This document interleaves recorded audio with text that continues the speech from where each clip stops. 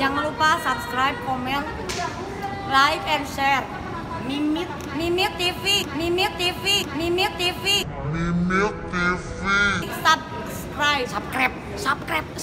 Subscribe.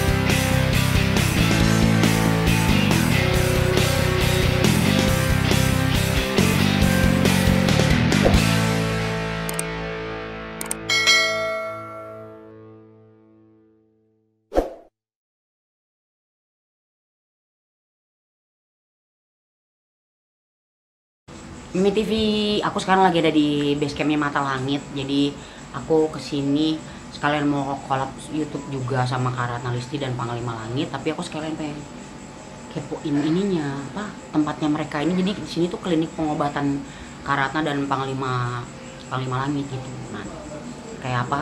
Penasaran kan konten aku sama Panglima Langit dan Kak Ratna Listi kayak apa? Let's go, kita bongkar base campnya. Ini masuk ruangannya udah ada foto-fotonya Kak Ratna. Jadi di sini sekalian klinik juga.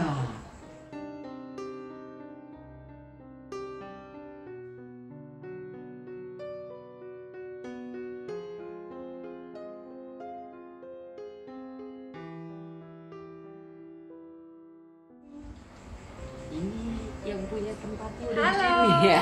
Makasih ya udah datang ke markas Mata Langit. Kayak gini tempat klinik kalian ya, kayak klinik ya. Ini kliniknya di sana. Yuk kalau lihat klinik. Sana. Ini studio buat kolam di sini. Kliniknya di sana. Yuk. Di sana kliniknya sini. Selamat datang di TV. Iya. Di base camp Mata Langit. Ini kameramen Mata Langit. Ini Yuk yang lain subscribe ya. Kita nonton. Mimit TV.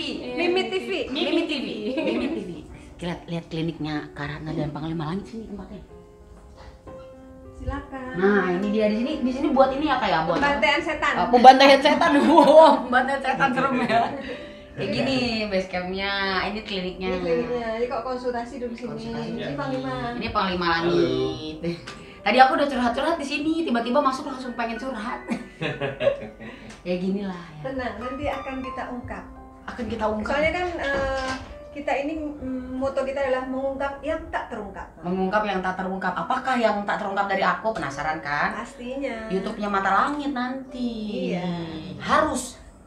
Aku juga tadi kan udah kolaborasi di kontennya Kak Ratna sama Panglima Langit di Mata Langit, itu membahas tentang kehidupan aku. Nah, tadi aku di sini ngelihat real nih Panglima Kak Ratna kan tadi tuh bener-bener nggak ada kamera ya.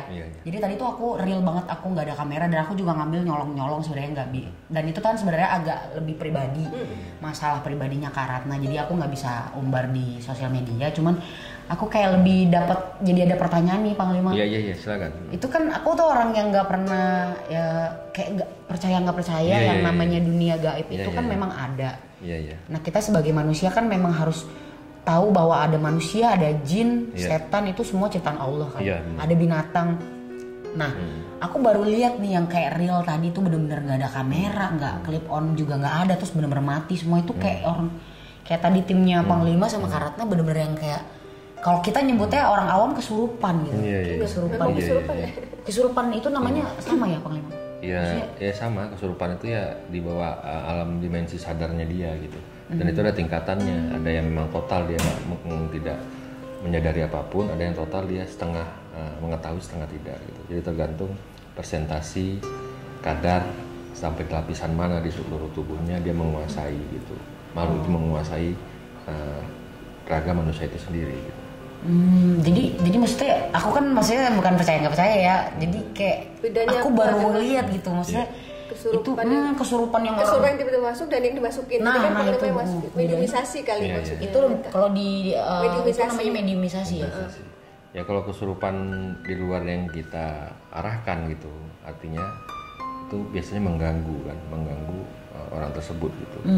Misalnya seseorang yang pergi camping ke tengah gunung, ke tengah hutan, tiba-tiba mungkin ada perilaku orang tersebut yang di tempat dia camping tersebut pembicaraan yang kurang menyenangkan untuk makhluk penghuni di tempat itu, ataupun ada Jadi semacam kayak kita sompral ibaratnya kayak ngomong sembarangan gitu. Iya, ataupun ada hal-hal yang perilaku kita, tingkah laku kita di situ yang membuat dia nggak suka melihatnya. Jadi dia langsung memberi peringatan dan menyusupi tubuh orang itu, dan mungkin membuat orang itu histeris, teriak-teriak, ngamuk-ngamuk, mungkin apapun bisa Itu terjadi. penyebabnya. Gitu. Tapi kalau yang diarahkan dari seperti tadi kan memang butuh keahlian khusus, butuh mediator khusus yang memang sudah handal, ilmu yang sih. memang sudah handal di bidangnya gitu.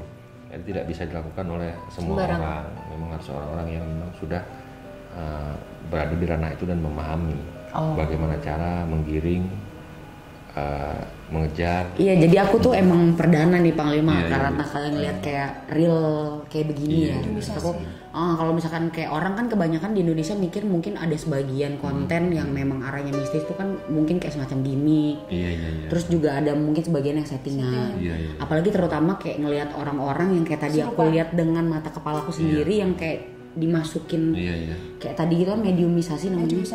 Terus tadi juga aku kan sempat denger obrolan tim dari Mata Langit gitu ngebahas kayak itu tuh sebenarnya bisa dipelajarin bener atau enggak, kayak tadi Karatna kan kayak dapat ponten 5 atau enggak apa itu kayak tingkatan tadi yang kayak Panglima bilang, apakah orang-orang seperti Panglima ini memang kayak punya gift dari Tuhan atau memang kayak bisa dipelajarin?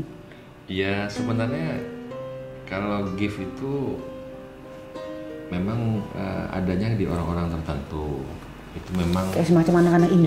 itu memang hak prerogatif Tuhan gitu buat seorang hamba kan begitu. Tapi kita juga manusia ini kan memang disuruh untuk belajar, disuruh untuk menuntut ilmu, disuruh cari ilmu sebanyak mungkin, terutama ya ilmu agama, ilmu dunia. Nah, jadi segala sesuatu yang kita lakukan walaupun kita punya gift, ya artinya mungkin kita ada bakat anak indigo.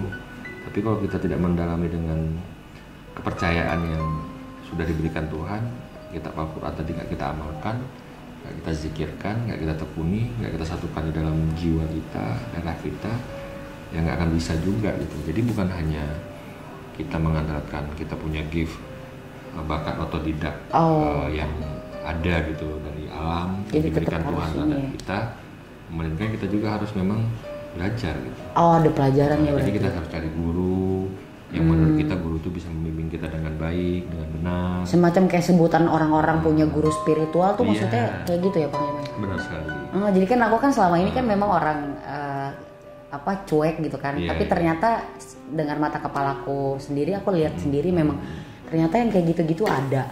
Nah kan ada orang yang bilang nih kayak mata batin kita dibuka, terus misalkan yang tadi amit-amit sih aku sih nggak mau ya ngelihat yang aneh-aneh gitu, bentuk-bentuk setan yang ada di dunia ini tuh amit-amit deh, aku nggak mau. Emang tapi kalau misalkan kayak orang katanya ada bisa buka mata batin, terus misalkan kayak tadi yang nggak bisa lihat itu benar atau enggak? Sebenarnya kalau masalah buka atau tidak mata batin itu tergantung dikembalikan ke diri kita lagi gitu. Sebenarnya kebersihan hati kita itu akan membuka mata batin kita. Oh pengaruh ya itu? Iya pengaruh. Positif dalam berpikir, optimis dalam berpikir, bersihkan hati, bersihkan pendengaran, benarkan perilaku kita, itu akan datang hal-hal yang aromah di dalam diri kita gitu sebenarnya. Tapi kalau ada seseorang spiritual yang memang dia bisa membuka mata batin kita, itu kan dari cara dia gitu, cara keilmuan dia membuka mata batin kita. Tapi itu kan sifatnya hanya sesaat itu saja gitu, tidak kadang untuk entertain continue juga gitu, tidak continue untuk entertain.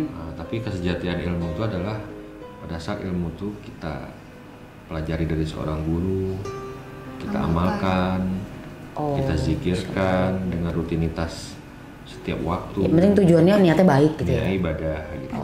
Jadi menuntut ilmu itu jangan nyari kesaktian. Menuntut ilmu itu jangan mengejar kesaktian.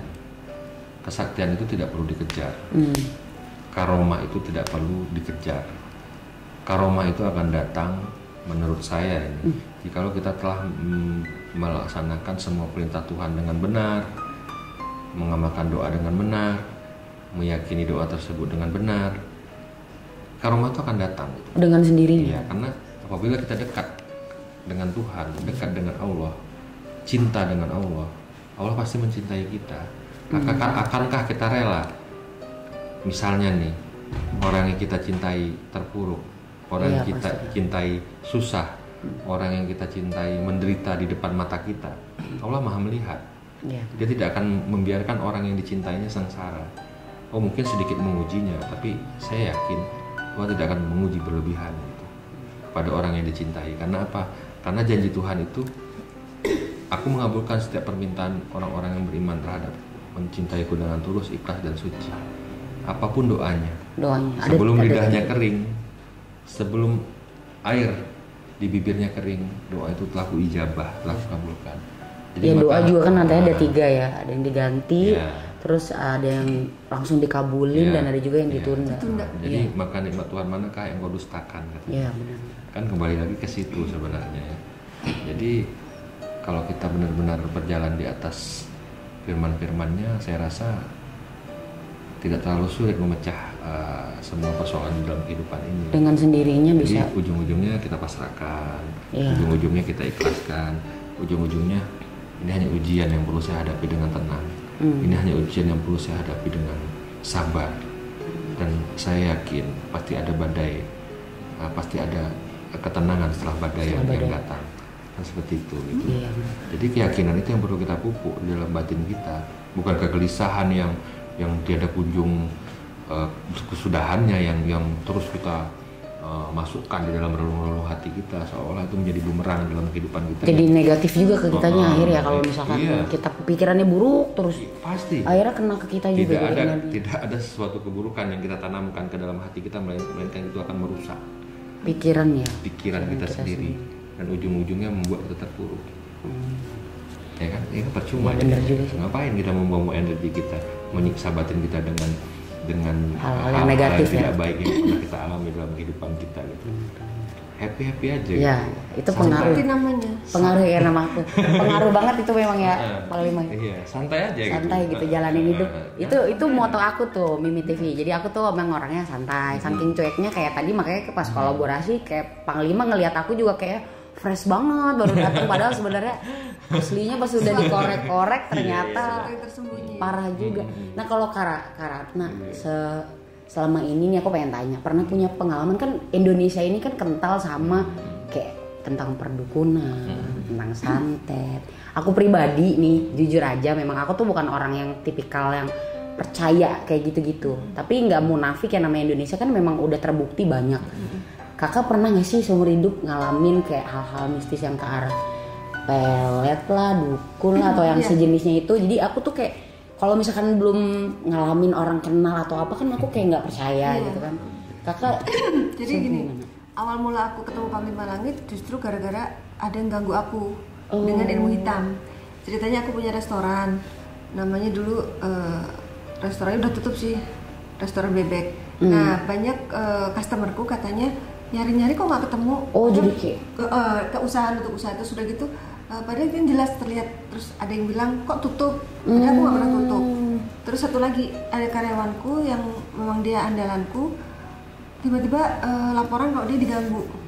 Tengah malam datengin sosok yang hitam, nyekak dia, nyeret dia sampai ke lantai 1, sampai dia ngap sesak napas kayak gitu. Wah bahaya juga ini. Aku pikir kalau dia sampai mengundurkan diri, aku susah nyari karyawan lagi gitu. Aku tadi nggak kepikir kalau itu tuh santet gitu. Ternyata jadi awalnya kakak juga nggak percaya juga ya? Nggak percaya, masa sih memang bisa itu menutup usaha itu. Secara logika ini rezeki kan udah dia ngatur ibaratnya gitu ya. Udah dia ngatur kayak gitu.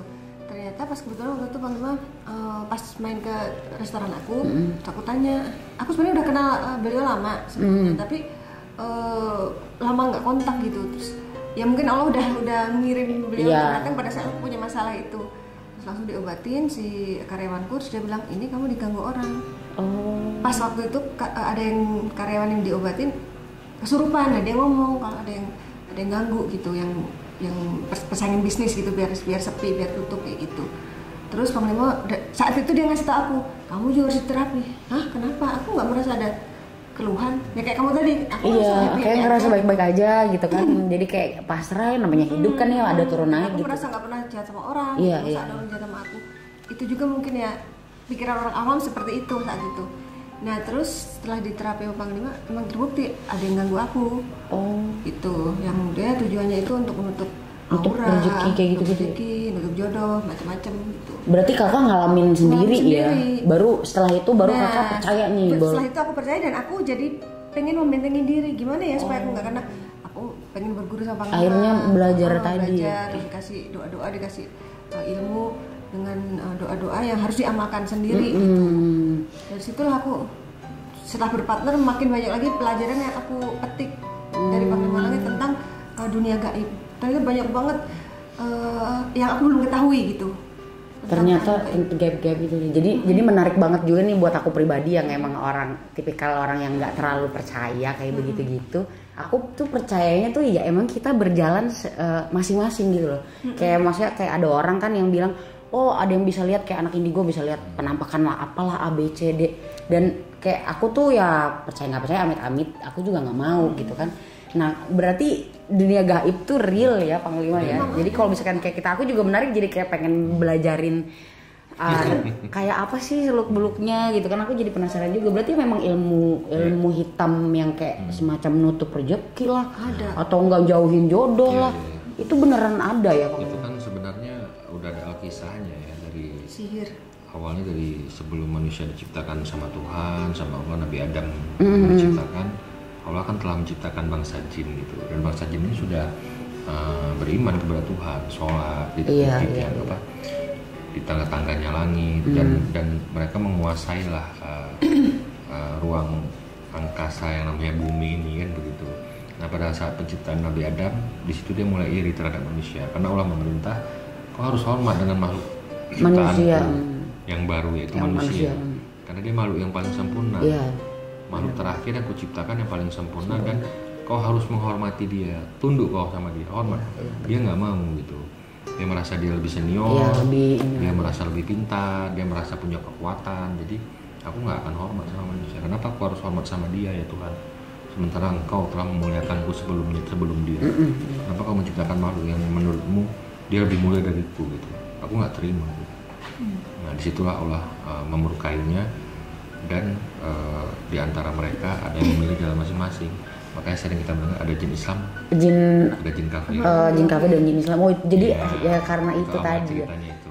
Nah jadi kok si jin tadi bersumpah kepada Tuhan, buat ngeganggu ya. Akan kuganggu semua anak cucu Adam, manusia yang kau ciptakan, ya kan, dan akan kucerai-beraikan mereka, dan aku bisikkan ke telinganya, dan aku akan mempengaruhi mereka agar mereka saling memfitnah, saling membunuh, saling melukai, saling mencerai-beraikan, saling memisahkan antara satu dan lainnya. Makanya di ayat Al-Quran itu ada dibilang ilmu sihir itu dapat memisahkan rumah tangga, mencerai-beraikan persahabatan, suami istri, anak-anak. Jadi itu memang ada. Itu, karena bisikan setan tadi. Itu Al-Quran yang berkata begitu. Tapi berarti kita sebenarnya kalau misalkan kita dalam Islam kan, kalau Muslim kan sholat ya. Berarti dengan kita membentengi diri dengan rajin sholat, itu sebenarnya insya Allah kayak begitu-gitu mah harusnya mental kan ya? Ya, tapi tidak cukup hanya dengan sholat, tidak cukup hanya membaca Al-Quran. Kita harus punya guru, kita harus ada yang bimbing, kita harus ada yang memberi ilmu hikmah, ilmu ma'rifat yang bisa diamalkan untuk menjadi perisai.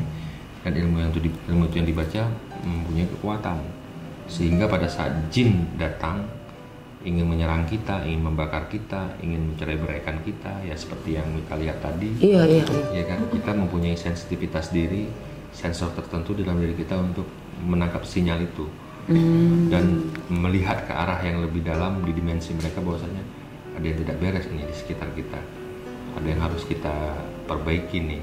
Seperti itu gitu. Tapi kalau kita nggak punya sensitivitas diri, tidak punya sensor di dalam tubuh kita yang untuk mendeteksi keberadaan makhluk yang di luar dimensi yang kita hidup saat ini, dimensi alam manusia, kita nggak akan nyampe ke situ. Jadi tetap harus ada yang bimbing. Oh ya tetap. Seperti kakak Rana nih atau Panglima. Tidak boleh jalan sendiri. Jangan sembarangan. Nanti kita bisa malah dikuasai mereka. Gitu. Karena ujian orang berilmu itu kan nggak mudah. Ujian orang menuntut ilmu itu penuh beling, penuh paku, penuh jurang yang curam. Jadi harus ada pembimbing sampai kita dinyatakan benar-benar bisa berjalan sendiri gitu. Tapi kalau kayak kita parno gitu pengaruh nggak sih Panglima? Jadi kayak misalkan ada orang kan yang bilang kamu kayak ilusi, parno misalkan kayak tadi ya cerita hidupnya kakak punya usaha, terus habis gitu kayak turun usahanya, terus kayak kepikiran jangan-jangan ada yang ngerjain gue, padahal sebenarnya itu pikiran kita doang. Benar nggak sih kalau misalkan kayak orang-orang mungkin sebagian penonton Mimi TV mungkin ada yang gue mah nggak percaya hal-hal kayak gitu itu mah mungkin emang lagi rodanya lagi di bawah aja nih gitu. Apa mungkin karena pikiran kita berpikiran nggak laku akhirnya jadi nggak laku gitu. Yang pertama kita harus meninjau dan melihat dari segi perekonomian keadaan sekitar kita dulu. Apakah memang lagi menurun? Apakah memang kok kita saja kita doang ya? Iya benar. Logikanya kayak gitu ya. Kalau dalam masa-masa yang saat ini COVID memang semua orang lagi rasa drop, usaha lagi drop. Nah, usaha lagi drop memang karena situasi dan kondisi COVID-19 yang sekarang ini mewabah kemana-mana. Jadi memang perlu lockdown, perlu physical distancing, perlu jam-jam tertentu untuk kita berusaha dan bisnis. Wajar omset menurun. Jadi lingkungan juga pengaruh ya. Jadi tapi kok menurun banget nih, nggak COVID tapi kan nggak harus menurun banget juga sampai kayak minus banget gitu kan, ada apa nih, itu kan harus dipertanyakan juga gitu. Kita harus jeli gitu kan. Jangan berpasrah sedemikian dengan keadaan yang sudah terlihat dan terjadi. Kita harus menelisik lagi kan, wah ini kayaknya ada yang nggak beres nih. Kenapa setan bisa menutup rezeki? Bukan rezekinya yang ditutup. Jadi hati orang-orang yang mau datang ke tempat usaha kita yang ditutup. Jadi orang seperti enggan, seperti males. Iya, jadi kayak tadi aku juga dibilang kayak nggak inget sama kita gitu ya. Kayak orang kayak jadi lupa. Jadi dia bermain dalam halusinasi orang-orang yang terdekat kita, langganan kita misalnya, dan orang yang sudah percaya sama kita, dan orang yang sudah memang mungkin mau membantu kita gitu. Bahkan orang-orang terdekat kita dulu dia mempengaruhi. Dia mempengaruhinya gitu. Sampai mungkin ada kontrak-kontrak misalnya yang memang udah mau di ACC tiba-tiba bisa nggak jadi gitu ya. Dia mempengaruhi, dia membisikkan dalam hati. Pengaruh gitu tuh. Itulah yang namanya. Ya jadi kayak nutup rezeki itu tadi yang dimaksud itu kayak gitu jadi ya. Jadi proses pengerjaan itu seperti itu. Jadi bukan berarti mana ada setan bisa nutup rezeki kan dari Tuhan. Itu benar-benar. Itu kan omongan orang-orang awam tuh kayak gitu tuh pasti. Rezeki kan udah ada yang ngatur, misalnya nggak mungkin lo percaya banget yang kayak gitu, tahyul lo begini, musyrik lo, sirik lo misalnya. Makanya belajar. Nah itu tuh Panglima, benar-benar. Makanya belajar dari guru, segala sesuatu tuh jangan cepat memutuskan terlebih dahulu sebelum kita benar-benar mempelajari suatu hal itu. Apalagi kita tidak ahli di bidang itu, kita mencuap-cuap ngomong seolah kayak kita yang udah pintar, kita yang udah tahu semuanya, bahkan menyalahkan orang lain, bahkan membuat statement sendiri gitu terhadap apa yang dia lihat. Itu kan namanya pembodohan kalau seperti itu. Makanya saya selalu mengarahkan hal-hal yang saya lihat, saya dengar seperti itu dengan inilah sebenarnya yang menurut versi saya gitu. Ada dunia gaib tuh ada. Dan aku juga baru paham hari ini nih kan. Jadi kan kita ini ada alam rahim. Kita juga nggak tahu dulunya kita di mana. Tiba-tiba yang kita tahu kita dilahirkan oleh ibu kita. Proses penciptaan manusia di alam rahim itu kan dari segumpal darah. Dari setitik air mani yang hina yang keluar dari tulang sumbi laki-laki. Menjadilah segumpal darah. Menjadilah daging. Menjadilah tulang. Itu aja kalau kita mikirin itu udah gaib tuh ya. Iya benar-benar. Proses, saraf kita banyak. Iya benar-benar. Guys, saraf kita di seluruh tubuh ini, otot-otot jantung kita. Butuh ilmu, pencerahan. Profesor mana guys yang bisa membuat urat-urat saraf di dalam sendi-sendi dan urat-urat tubuh manusia? Gak bisa. Itu kalau logika penjelasannya kayak begini nih aku jadi kayak iya ya bener logika gitu. Panglima tuh ngejelasinnya bener-bener logika gitu, bikin kita yang misalkan yang tadinya nggak percaya mistis jadi ini kerjaan Tuhan, bukan kerjaan manusia guys. Benar. Manusia cuma bisa buat robot, dengan kaku-kaku begini kan begitu. Betul. Kan pakai remote, pakai listrik, pakai baterai. Betul. Kan begitu ya. Iya kan? Bener logika itu. Itu alam rahim namanya. Dikandung kita 9 bulan dalam kandungan, ditiupkan kita ruh. Penciptaan ruh juga nggak ada bisa guys. Bener. Sampai detik ini tidak ada satu manusia pun yang bisa buat nyawa. Ya kan? Sekaya apapun lo, ya kan? Setriliuner apapun lo dalam kehidupan ini, lo tidak akan punya bank nyawa. Benar. Yang lo punya bank duit, saya percaya. Tapi bank nyawa tidak. Makanya orang-orang yang kaya raya, Michael Jackson, apa segala macam sudah mati, kagak ada bisa hidupin lagi. Benar. Karena tidak ada satupun manusia di dunia ini bisa membuatnya. Itulah tanda-tanda keberadaan Tuhan itu memang nyata. Jadi Balik kalau lagi orang ke tidak gaib percaya itu tadi adanya ya. Tuhan di dunia ini, saya nggak tahu menjuluki orang itu orang apa. Silahkan predikatkan sendiri. Ya, gaib itu berhubungan sama kayak gitu, logika yang tadi Panglima jelasin itu. Nah, Goib itu di luar nalar. di luar nalar. Di luar nalar itu goib. Benar. Tidak masuk dalam akal pikiran manusia. Karena goib itu tidak berbicara nyata. Tapi keberadaan itu sangat dirasa. Sangat dirasa nyata. Walaupun tidak bisa dibuktikan secara nyata. Iya, benar. Setuju. Iya kan? Apakah kau bisa menggenggam angin? Nggak bisa. Nggak ada tapi kita hirup. Tapi engkau bernafas dan hidup dengan angin. Udara. Iya kan? Udara benar. Betul. Oh, gimana deh?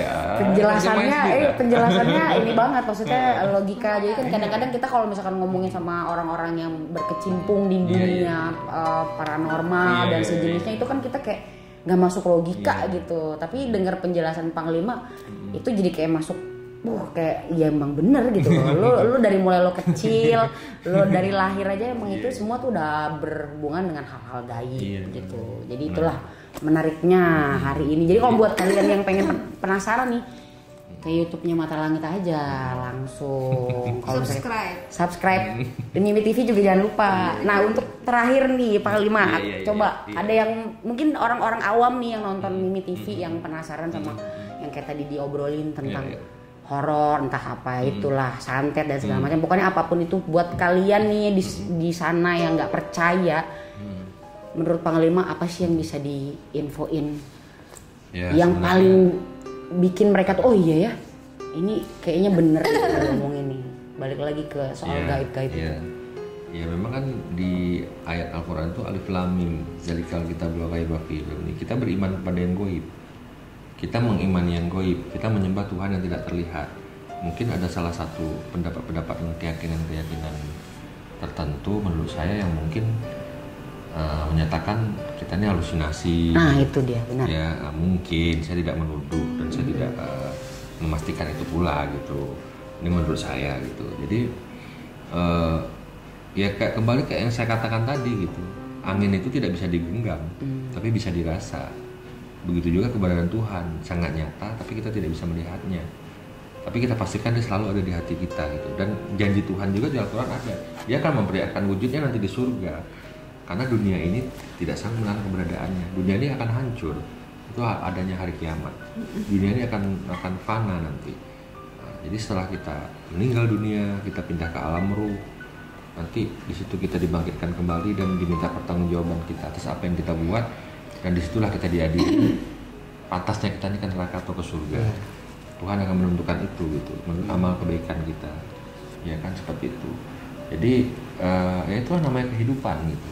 Kehidupan dan keabadian itu hanya di alam sana gitu. Tuhan itu kan keabadian, kekal selama-lamanya. Tidak dilahirkan, tidak punya bapak, tidak diperanakan ibu, dan tidak beranak. Tidak diperanakan, tidak pula dia dilahirkan dari peranakan. Jadi artinya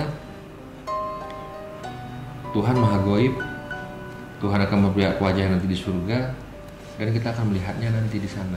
Itu janji Dia. Amin ya Allah. Ya di sini nih ya pengujian iman kita gitu. Seberapa yakin kau terhadapku kata Tuhan. Walaupun kau tidak bisa melihatku, tapi bukankah jelas apa yang kuciptakan semuanya tadi yang sudah saya jelaskan mewakili bahwasanya keberadaan Dia nyata gitu. Itu mewakili, alam ini mewakili gitu. Jadi kalau kita percaya gaib, kita bukan berarti musyrik ya? Oh ya enggak. Iya kayak. Oh kita percaya adanya ilmu sihir, adanya ilmu hitam. Bukan berarti kita musyrik berarti ya? enggak, adanya misalnya bangsa jin. Lalu lu percaya begitu? Ya itu kan salah satu ciptaan Tuhan yang memang sudah dijelaskan dalam kitabnya. Nah, kalau saya percaya sama jin. Oh berteman sama jin boleh nggak? Silakan. Selagi dia tidak menyesatkan kita, selagi kita tidak mengagung-agungkan dia dan memuji dia. Iya, jangan sampai kelewatan. Karena dia juga makhluk sama dengan kita, bahkan kita lebih mulia sama kita. Masa kita meminta tolong kepada yang tidak, yang di bawah kita, istilahnya derajatnya. Nah, logika lagi tuh bener. Lo yang mengendalikan dia, jangan manusia dia kan paling sempurna. Ya, lo yang mengendalikan dia, jangan dia mengendalikan lo. Kan seperti itu.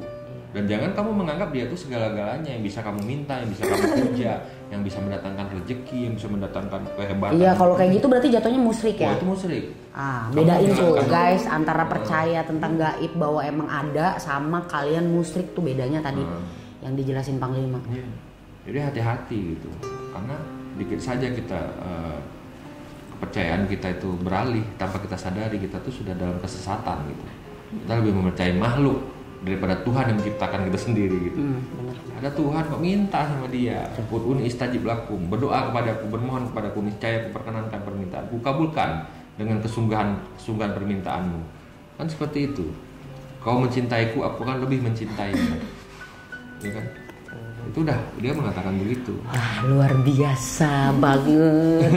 Ini aku jadi kayak dapat ilmu baru gitu kan. Kalau buat Karana nih untuk terakhir nih buat Mimi TV, kakak kan lumayan udah lama ya ikut Panglima gitu. Kira-kira apa yang bisa kakak share buat mungkin orang-orang awam penonton Mimi TV yang memang kayak gaib tuh musyrik loh atau apalah itu yang tentang gaib yang mereka pahami itu kayak kita mesti sebenarnya tuh kita mesti belajar apa enggak sih gitu.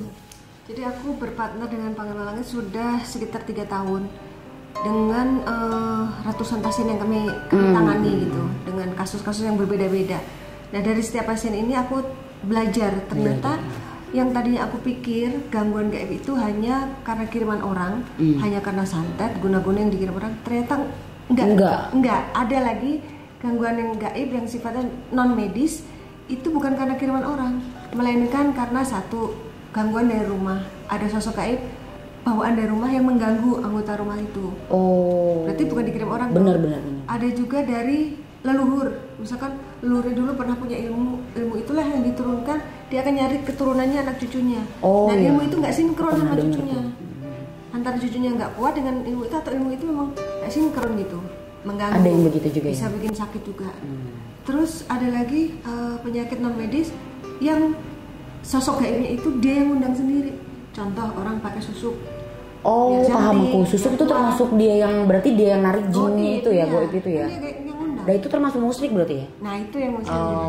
Kayak ilmu pelet tadi. Kalau pelet kan dia mengerjain orang supaya orang itu suka sama dia dengan cara mengirim jin supaya kebayang-bayang terus rajasi orang yang ngirim ini. Iya itu berarti itulah. Jadi, ya berbagai kasus gangguan gaib yang kami hadapi membuat aku jadi makin dapat ilmu baru gitu. Jadi dari situ dapat pelajaran bahwa memang dunia gaib itu beneran ada gitu. Dan kita harus waspada agar nggak kena gangguan ya. Kita harus punya perisai doa dari seorang guru gitu. Dapat doa tadi ya.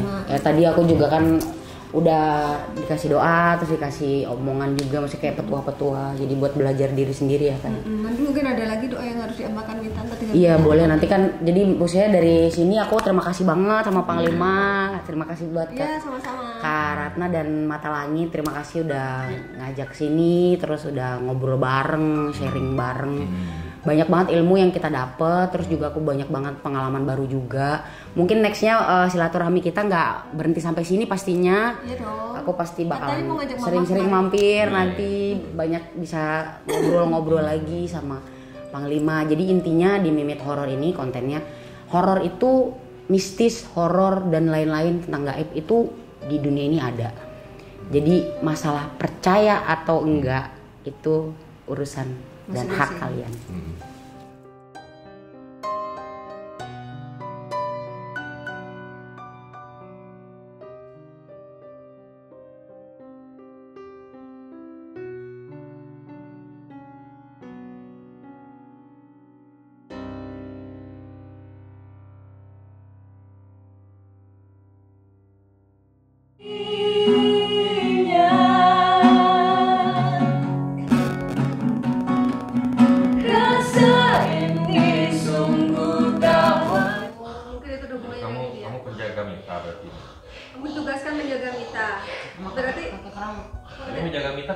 Bisa dikocok sama orang. Kalau bisa dikocok sama orang. Hati-hati dengan orang-orang sekelilingmu kata dia. Di kerjaan aku atau teman-teman? Teman main atau teman kerja? Udah kerjaan. Saya rambutmu itu bisa merusak kesuksesanmu dan keluargamu. Hati-hati, wanita. Selai rambut katanya. Ya, ritual hantar itu kan bisa dari rambut. Kamu deket sama Gemus hujan astagfirullahaladzim. Iya. Tapi kamu tahu? Iya. Aku nggak musim hujan. Aku soalnya nggak percaya gitu astagfirullah. Apa?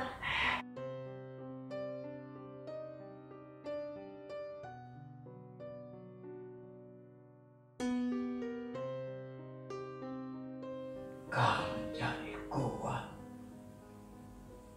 Walaupun kau menjadi tulang punggung di dalam keluargamu. Kau sangat bertanggung jawab dengan keluargamu. Jadi perjalanan hidup kita dulu pahit ya. Itu yang membuat dia kuat ya. Ya, karena keadaanlah yang membuatnya menjadi kuat. Jadi nggak perlu disesali ya gitu ya. Pandai buyut. Nyanyi, buyut nih, cicik. Oh, justru lah Nyanyinya nyanyi nih. Itu neneknya. Nyanyinya nyanyi. Nyanyi itu nenek. Neneknya lagi. Neneknya lagi. Oh, itu sama orang lain nggak pernah mau terbuka kan dia minta ini. Muka saya tempat curhat ya.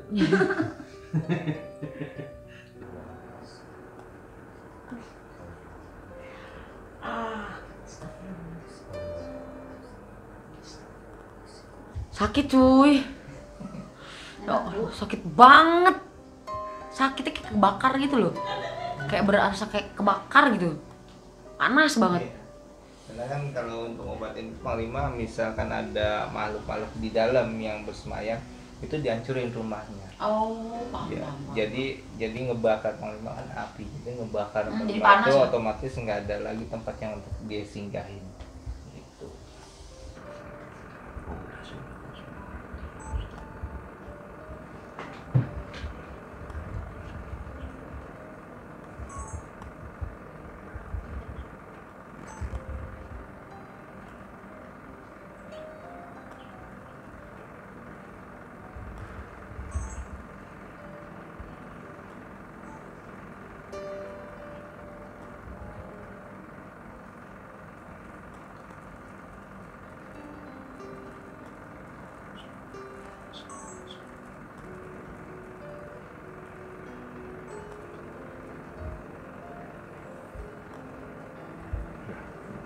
Umi, Ya.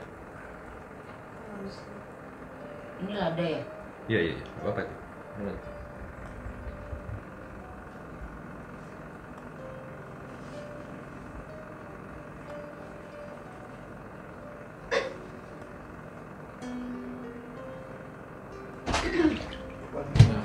Ini diperes-peres lagi. Aku buat mandi. Mandi mau di ini, rendam air doa. Biar orang-orang negatifnya hancur semua, keluar. Biar datang orang-orang positif lagi. Hal-hal yang positif, hal-hal yang baik masuk.